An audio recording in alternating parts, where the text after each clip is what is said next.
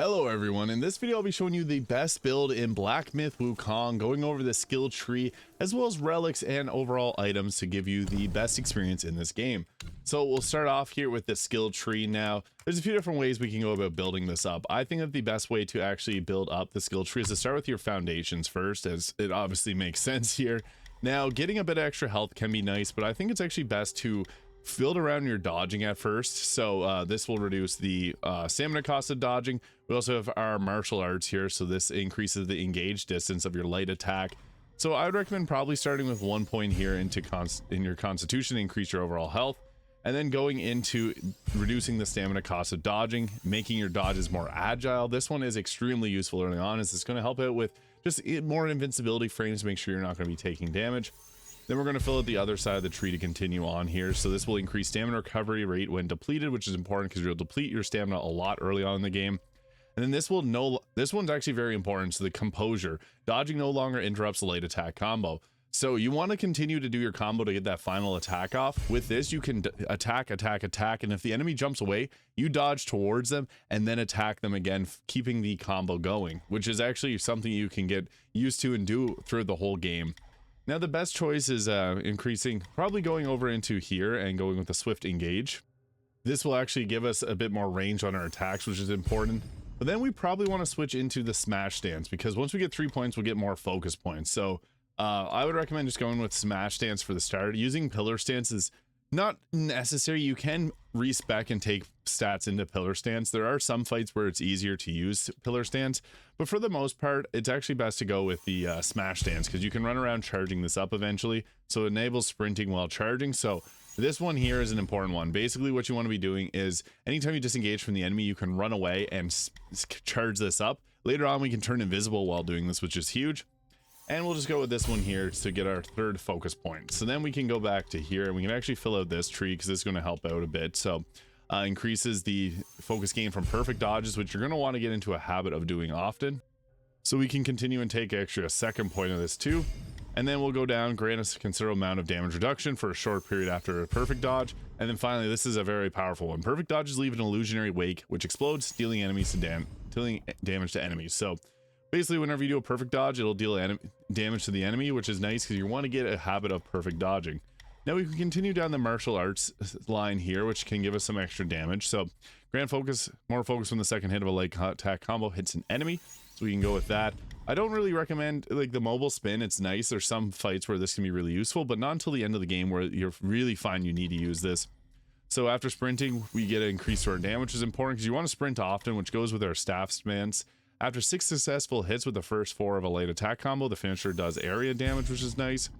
And we can continue on here, or we can go back to the smash stance, which I think is probably the best choice. And also adding in a few extra points of health can be nice if you're finding that you're getting taken out by the enemies a bit quickly.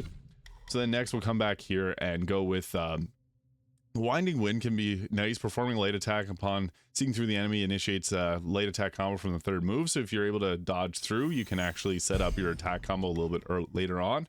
You want to get that final hit of the attack combo. It's the most damaging and it can cause stagger. Each talent point considerably increases damage reduction upon a charged heavy attack. That's nice because you're going to do charged heavy attacks often in this game and you'll get hit with them, but this will reduce the amount of damage a lot. So it's actually quite useful. And then we can go here after a successful strike with Resolute Strike, Skyfall Strike. This is going to be something you'll use a lot early on in the game, as you'll do like a charge attack and then follow up with a second one. This can stagger a lot of bosses actually, and even some of the late game bosses can be staggered by that, so that is really nice. This can reduce the stamina cost of charged heavy attacks, so when we're running around charging it up, we'll get less usage out of, or we'll lose less of our stamina. Now I'd also recommend going and taking points into Immobilize at this point as well, so this will increase the damage you do to immobilize enemies, which is a nice one to have. And then we can also go with increasing the damage, or the amount of time that we'll get our next immobilize. This is useful on bosses, so if you use immobilize, hit them 5 times, your next time will last a lot longer, and then we can do that for 10 times. Easy prey is nice too. When an enemy is immobilized, so you can use this to shorten the gap between an enemy that you immobilized. I've been seeing here, whenever the enemy is immobilized, at the moment they attack, and massively increases the duration of it. So hopefully you use this whenever a boss is attacking you, and you'll get an additional time with that. We also got the Spirit Shard, recover moderate amount of mana upon crashing the mobilization on an enemy. So this is good because we need to recover mana, as this will cost quite a bit later on in the game. Casting Mobilize no longer interrupts a light attack combo. I don't actually like going with Time Bargain, to be honest. It uses a bit more mana, which is not something we want to use. Ring of Fire is also kind of nice too, and obviously Spellbinder as you get later on in the game. But I think it's best to go back to staff stances here and then increase the overall damage of our staff attacks and reduce the damage reduction, and maybe get more health on focus points. So now we got our third focus point. That's important because we want to get down to here, as we can get massive focus upon seeing through and hitting the enemy with Resolute Strike. So some of these are actually quite effective, and after seeing through the enemy, Skyfall Strike deals more damage. This will just further increase the amount of damage we're dealing. And then we can come back to here and finish the left hand side here. So each talent point considerably increases recovery rate when health is above half, which is super useful. We want to have our health above half pretty much all the time, so the stamina recovery rate increases are nice. And then we can also go and fill out this one too if you want. But now I think it's best to also finish off the martial arts line here, and then we can go into alteration, as you'll likely have Cloud Step by this point. Moderate increases movement speed, huge. Increase the health of the decoy. We just want that so we can set up the next one. When hit, the decoy will generate a shockwave that attacks surrounding targets. And then here, each talent point slightly extends the duration of Cloud Step, and we got to get all three of them here so that we can get, when in Cloud Strike, Unveiling Strike can be performed by using a charged heavy attack. This one is one of the other huge power spikes that we get in the game. You're going to want to run around often in your Cloud stance and charge up your attack, because when you're running, you're getting extra damage, and charging up a heavy attack, it can take out a bunch of bosses with this. Basically what you want to do is use your Skyfall Strike to stagger the boss, attack them a bunch, and then you can go into your Skyfall Strike the next time they're going to attack, run away, charge up an attack, and then launch this. I would also recommend buffing up your Pluck of Many too once you get it, so increase the damage dealt by duplicates, moderate increases the health of duplicates, and then increasing the duration of them. So this is nice because the longer we have them out, the better. I don't recommend increasing the mana cost, but this will extend the duration of duplicates. It's good to buff this up to get down to the, here. So this will give us an extra duplicate, but it increases the mana. We don't want to buff that twice. And then we're going to take here, slightly increase the damage dealt by duplicates when using another spell after a Pluck of Many, and then Volition here, which will allow them to use Immobilize, which is actually really fun. They can also use Rock Solid too, so if you have that equipped, it can be pretty effective. It's also nice to power up your transformations a bit here, so getting increased damage after perfect dodge is nice. These will increase your defense too, so this can be good. It does use 2 points here. Upon defeating an enemy, slightly increase attack for a long duration. That's not good against bosses, so I don't prioritize it. It's actually probably better to buff up your health here, so increase that as much as you can, increase your maximum stamina too. So with this, we'll get a little bit more survivability. And then also critical hit chance can be quite useful, but it's actually probably best to go here and then buff up the rest of our smash stance, because we want to get that 4th focus point. This actually is another massive power spike for us, so increasing the amount of damage to the enemy based on the remaining health. And then once we get the 20th or the 20 here, we get our 4th focus point, which allows us to do a very damaging attack. You can do a varied combo with reduced damage. I don't really like this one too much, but this is nice. When charging, perfect dodge will retain any focus that has been built up. So whenever you're trying to get that 4th focus point, you can attack, and then dodge and keep your focus points built up. Now, adding in Pillar Stance is nice here. I found Pillar Stance to be the most useful. Thrust is okay against a few bosses, but you can always go with the Smash Stance and use Cloud Strike for those bosses. And this will reduce your stamina cost of being in our Pillar Stance. This will give you additional focus, consumes a focus point. You do this attack in an area, which is kind of funny. Not super effective, but it's good to fill out this tree. With over 3 focus points, you can use your heals well up on this. And there's some bosses that you won't get hit from, so this can actually be good if you use your focus points, hide away from the boss, heal up, and then attack. After successful hit with Sweeping Gale, we can do another focus point, and then Churning Gale depletes all focus points. This can be fun for damage, but I don't really recommend going with it too heavily. You're probably better off filling up the rest of the tree otherwise. And this will no longer fall to the ground when purchased. You instead execute a heavy attack upon stamina depletion. So this is good too, because if you forget about your stamina, you can actually just launch a heavy attack at the boss, which is really nice. Now it's probably best to continue on with our transformations here. So there's some of these which will make you last in your transformations longer. So this one here will reduce Might Decay, will transform. This will increase the Might recovery speed, so you get your transformations back quicker. Maximum Might increases attack. Slightly increased attack will transform, and maximum health. Those are really good, but you're probably better off going with like an increase to your defense here, as well as an increase to mana. These two actually are very important.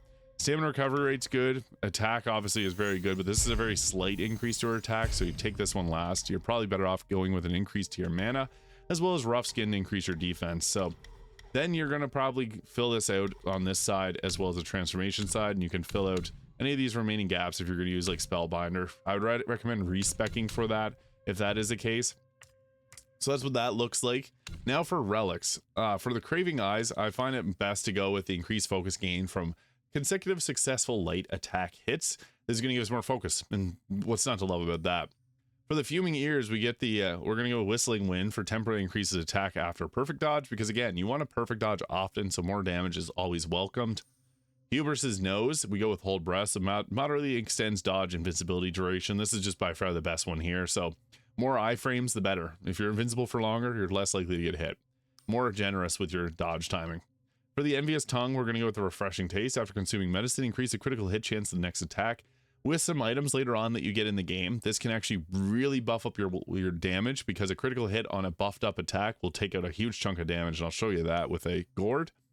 For the Grieved Body, I would recommend the Everlasting Vitality to considerably increase maximum health. It just makes sense. More health means you live longer. As for the equipment, I would say for the Gourd, the Medicine Buddha here, which gives you Chi, can be really useful. But I like to go with probably the going with one of these here that gives you the extra damage. So I guess I have to go to the Monkey to show that off. I like to use obviously the best available armor that you can find. It's going to vary depending on where you're at in the game. As for weapons, this again, whatever you have best. Once you get the Tri-Edge Spear, this one is a lot of fun for the different weapon attacks. And I would recommend going with Wind Tamer or Fireproof Mantle depending on the boss. There's actually a lot of bosses that the Wind Tamer will work against that you may not realize. And Ba Ba Lang Lang is actually probably the best version of the spirit summons. I also was a big fan of Second Rat Prince, because this hits in a huge area and can hit multiple times. But Ba Ba Lang Lang does a ton of damage, and it's a random effect. Also, if you got the Wandering Light, that is also a really good one to go with. We got a few different items here, so depends on what fight you're in. Like increasing defense in water is really useful. These are just really best available. Increases attack can always be a good one, and increasing 4 Bane resistance if you're going against a boss that has a lot of 4 Bane, that can be very nice as well. But I'll show you what the Gourd will look like as well. So for the Gourd, I like this one here. It increases the ki so you can use your summon attacks more frequently. But the Loong Bomb is really nice. As I mentioned, if you're able to get that increased critical hit chance after healing, this will increase the damage executed by your next attack. It only recovers 30% of health. But what's crazy about that is it does a ton of damage if you hit with a critical with increased damage. I also like the 1000 Days Inebriation, so this recovers double the health of this one with 60% health, but it impairs your movement. What is actually good about this one is you can dodge right after drinking this and you won't get impaired. So whenever you use this, dodge right after. And obviously whatever you got the best, just go with your best available heal. But one of those three works best. Increasing attack after next Unveiling Strike and Cloud Step also further enhances our attack. So basically what you want to do is you want to Cloud Strike, charge up a charged heavy attack, or heal and then do so, because you'll increase your damage and output, and then you just blast them with your charged heavy attack and it'll take out a huge chunk of the enemy. This is the health bar. That is probably the best strategy for beating Black Myth Wukong. I do have guides on every single boss in this game, so if you ever get stuck, please let me know and I can help out. Or you can leave a comment if you got any questions. But please hit the subscribe button below if you found this video useful. Thank you so much for watching. I'll see you in the next video.